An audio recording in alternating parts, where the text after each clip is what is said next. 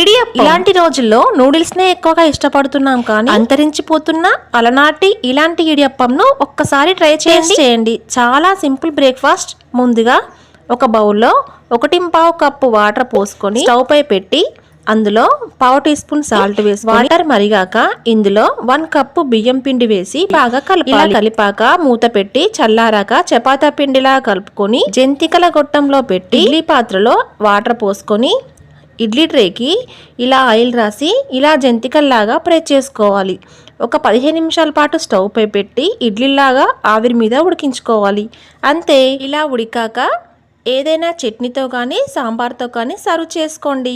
Noodles ఇష్టపడే పిల్లలకు ఇలాంటివి చేసి పెట్టి వాళ్ళను నూడిల్స్ నుంచి డైవర్ట్ చేసుకోవచ్చు. అలాగే హెల్దీ నూడిల్స్ గోధుమ పిండితో ఎలా రెడీ చేయాలో మరో వీడియోలో చూపిస్తానండి. అంతవరకు మీరు నా ఛానల్ని సబ్స్క్రైబ్ చేసుకొని ఒక లైక్ కొట్టండి. ఉంటాను మరి, బాయ్.